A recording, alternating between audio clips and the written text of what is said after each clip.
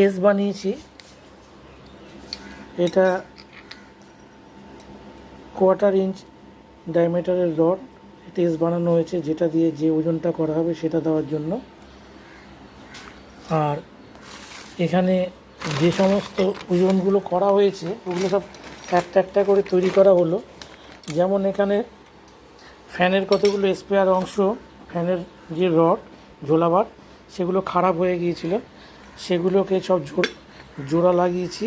জোড়া লাগিয়ে এটা করা হয়েছে।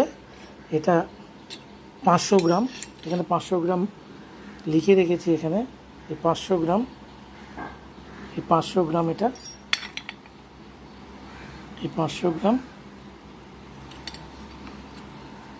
এই 500 গ্রামটা এখানে লেখা আছে, হাফ চামচও আছে। এই 500 গ্রাম, এটা এটা একই রকম